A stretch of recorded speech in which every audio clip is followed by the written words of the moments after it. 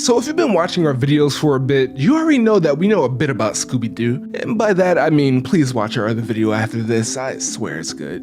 Anyway, while researching Iwao Takamoto, one of the men behind Scooby-Doo, I read through his books, looked at some early concept arts, and looked into the earlier shows. It was while doing this that I came up with an idea for a video. What's the deal with Red Shirt Shaggy? Like, the red shirt appeared in a show and a couple of movies. It even had a cameo in Cyber Chase, and I don't care what anyone has to say about it, that movie is great and it has one of my favorite chase scenes. But if you read the title of the video, which I'm sure you did, you know that that's not actually what the video's about. See, while I was working on a script and researching that video, a new Scooby-Doo movie came out. One that sought to conclude a Scooby-Doo story from 20-ish years ago. That's right, we're talking about Return to Zombie Island.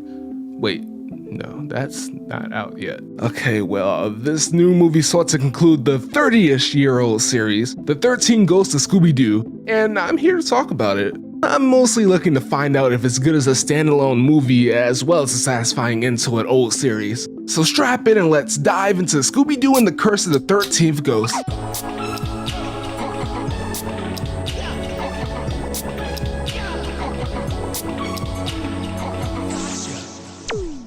Before we actually dive into the movie though, I think it would benefit all of us to look back at the 13 Ghosts of Scooby-Doo because I know not everyone watching this video has seen the show, and truly understanding the movie takes at least a passing knowledge of it.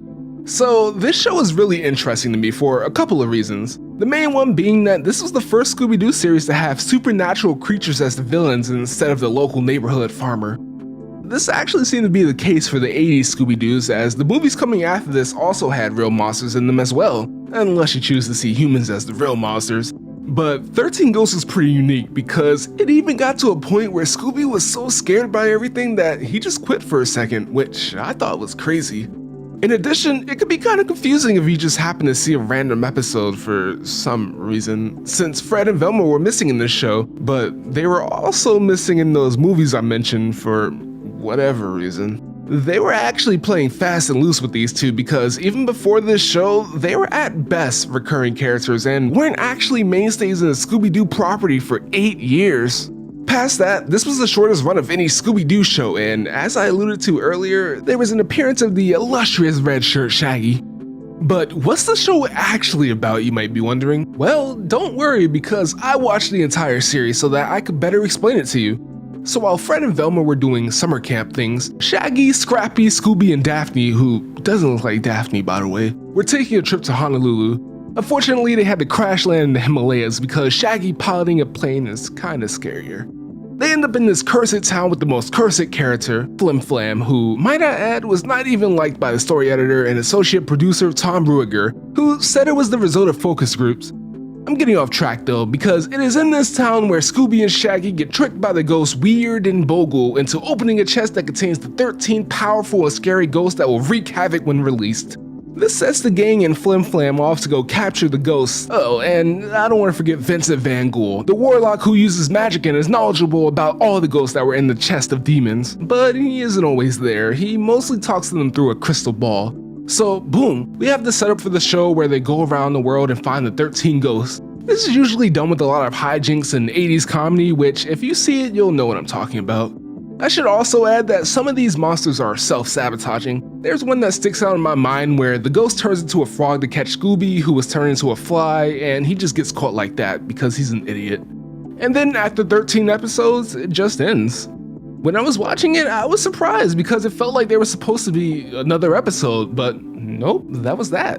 And for a long time, that's all there was. A show with no resolution since all the ghosts weren't caught. Some people say only 11 were caught, but honestly I'm not too sure myself, because even if that was the case, the movie treats it like 12 were caught. So before I talk about the movie, would I recommend the show? It has its moments which I genuinely thought were funny, and it felt straight out of the 80s in a good way. Of course, there's Scrappy and Flim Flam, which could be a hard sell to anyone, and there were some weird quirks with the dialogue, like that one time where it cut Shaggy off. Also, there was this weird thing in the show where it almost seemed like Shaggy and Daphne were dating based on how they interacted with each other. For people who watched the show growing up, they might be swayed by nostalgia, but I'd say this was a slightly above average show, like 6. So if you're in the mood for some old Scooby, I'd suggest it. Alright, now it's time for the movie, and to start, how do I feel about it? Well, to put it simply, I enjoyed it, but there were some glaring issues that greatly detract from the experience. Without going into spoilers, I liked all of the references that were slipped into the story. Sure, some of them were, hey, remember this thing from the show? But most of them fit into the story and served as good jokes that I couldn't help but smile at. The voice acting was pretty solid. Matthew Lillard is the goat Shaggy, and the person who they had play Vincent Van Gogh and Flim Flam did a good job, especially considering how good the OG voice actor was in Vincent's case. The actual concept for the story was pretty simple in a good way, but the execution of the story fell flat in places, with the biggest issue being how it fell back on normal Scooby-Doo conventions despite the uniqueness of 13 Ghosts, but I'll explain that in a bit. Also, there were times where the movie dragged seemingly for no other reason than to just make the movie longer. This is entirely because of the chase scenes, which just keep going on, which I thought I would never say about anything Scooby-Doo related. That's about the best I can say without spoiling everything, so I'm gonna get into that now. If you don't want to get spoiled, skip to this time where I give my closing thoughts. So right off the bat, I want to address something that I saw a lot of. To me, I see this movie as happening directly after the show. I'm talking like a couple months after, and I'm kind of basing that off of some lines Vincent said and the feel of the movie. In my eyes, the timeline is one of the older Scooby-Doo series, not sure which because I haven't really watched the oldest ones, then the 13 Ghosts of Scooby-Doo, and then the movie. That's why I'm cool with the whole gang being around 17. Now, Shaggy having a pilot's license is a whole nother story that I'm not an expert on. Also, there's a surprising amount of moving parts in this movie, and leaving out something could make some things confusing, so sorry if things get a little scattered. With that out of the way, I'll give a little rundown on the story. It starts out with a cool look at all the other ghosts being captured in a stylistic montage predated by showing how the ghosts were originally caught by Vincent and his partner. Cut to the gang pointing the old justice finger at the wrong guy, which ends with them being forced to stop mystery solving. This leads to a garage sale where they sell off their possessions, even the mystery van, which is just messed up. As they go through their stuff, Shaggy and Scooby find the crystal ball that was used to talk to Vincent. Them along with Daphne freak out because they know there's still a ghost out there and they don't want anything to do with that. Unfortunately for them, our boy Vincent calls them for some help, asking them to come to his manor. Fred and Velma are surprised because of course they would. There was a whole adventure without them. I should also add that there was a guy who was trying to buy the ball. There's not a lot to say about him, but I should bring him up now since he comes back later. Daphne pulls out the van they used in the show, much to Fred's dismay, and they head off, though not before a quick reference to whatever she was wearing back in the day. On the way to the house, they get attacked by this car that has no driver, but they're able to shake it. They finally make it to Vincent's house and find him tied up in a coffin. He doesn't really say why, but I'm just going to assume that he got trapped by the 13th ghost, who also comes out of nowhere and throws fireballs to scare the group into giving them the chest of demons. But lo and behold, no one has the chest of demons. See, Shaggy sent it to Vincent, but he thought Vincent lived in the Himalayas, but that was, and I quote, an air boo and boo. Quick side note, Vincent will be doing a lot of this in the movie, just a bunch of bad puns. But for now, the group is off to the Himalayas to find the chest of demons piloted by Shaggy, and I cannot stress enough how much I love that. Literally, as soon as they get there, they see the dude that was trying to buy the crystal ball, and since that's like 5,000% suspicious, the 13 Ghost crew, Vincent, Shaggy, Scooby, and Daphne chase after the guy while Fred and Velma go to the post office to see if the chest is still there. The 13 Ghost crew get caught in an avalanche twice, and who cares, it's boring.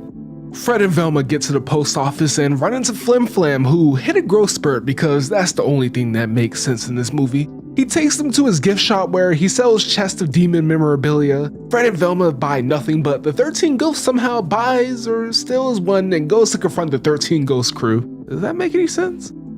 Vincent bails the others out and leaves himself to die and kind of resigns himself to losing to the ghosts. But that won't stand, this is a Scooby-Doo movie for Christ's sakes. The gang rally together and even bring Flim Flam along to steal the 13th ghost once and for all. When they get there though, Vincent is doing pretty okay actually, until Scooby and Shaggy try to help, causing Vincent to throw the chest away so Shaggy and Scooby don't get blasted by the ghost. Asmodeus, the 13th ghost, picks up the chest and Vincent chases after. The gang decides this is the best time to have a touching reunion, and when they finally follow after Vin and Asmo, Vincent is already beaten. He then reveals that the 13th ghost is actually his ancestor, which is a cool twist I didn't expect. What I did have a sneaking suspicion of happened next though. See, the chest of demons can only be opened by humans, so when Asmodeus, the 13th ghost, opens it, it doesn't make any sense. It is then revealed that the 13th ghost is just Vincent's partner who wanted the chest of demons for himself. Oh, and he's a master illusionist, I guess? And then the suspicious guy from earlier comes out of nowhere and reveals that he is an Interpol detective and an ice skater who happens to be there searching for the partner. And not only that, he was only in the Himalayas because he was just skating there, I guess. And to add to the reveals, the chest they've been fighting over isn't even the real one. Shaggy actually sent his cooler and the real chest of demons was in his luggage the whole time. That was a lot of twists, like, too much if you ask me. Oh wait, don't look now because there's another twist, maybe. The 13th ghost was here all along and he might have just been trying to seek redemption after he had time to think about his actions. So if that's the case, then there's no need to capture him, which brings the gotcha moment into question. Let me explain. Throughout my synopsis, I neglected to talk about Fred and Velma because I wanted to wait till now to air my grievances about them. Fred is a whiner. He's all pissy about not being the leader of the adventure, and I'm pretty sure 75% of his dialogue is whining about not being the leader. This all leads up to a mad joke about how the camp he went to was a cheerleading camp, which, I mean, the Mr. Inc. show had a better joke for it when they said he went to a trapper camp. But that's Fred. The real annoying award goes to Velma. Throughout the movie, she plays the skeptic, as in, despite everything she sees, including a car with no driver, she tries to find a way for it not to be supernatural in the smuggest way possible, because there's no such thing as ghosts. I will admit, there was one funny scene where she talks about the chest of demons being opened by the living, where she says, of course ghosts can't open the chest, have you seen a ghost open anything? This all leads to a gotcha moment where she boldly claims that all the previous ghosts were not real either. It was all just a mass hallucination due to the high altitude of the Himalayas. Also, when she got snatched up earlier, that was because of a rogue ski lift that literally no one else saw, including the viewer, until she showed it. If she is right, that kind of just invalidates everything, and the worst part of that is that Velma gets to be right, which puts us at smugness levels never seen before. Luckily, they leave it open-ended, and whatever side you choose, there's an explanation for it, so, you know, I can appreciate that. And with that, I actually am done talking about what happens in the movie. So overall, I enjoyed the movie. The first 3/4 are very entertaining and the humor was on point a lot of the times. The last stretch of the movie was pretty messy and it had to deal with the threads opened up by the rest of the movie. In short, this movie would have just been better if they cut the fat. Why do we need the avalanche to happen twice? Just make an hour-long special where they just catch the ghost without any Scooby-Doo masked villain stuff. I know it's a staple, but it goes so hard against the whole vibe of the 13 Ghosts series. I just hope they don't pull something similar for the Zombie Island sequel.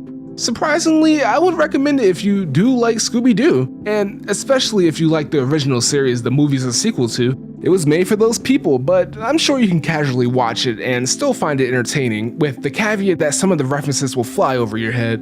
I give this movie a 7.5 out of 10, though I might change it if I watch it again, though I'm not sure if it will be for better or for worse. What do you think of the movie? Do you agree with how I feel? Do you hate my opinions of the 13 Ghosts of Scooby-Doo? Let me know in the comments and be sure to leave a like and subscribe. But before you recklessly endanger yourself, have a good day.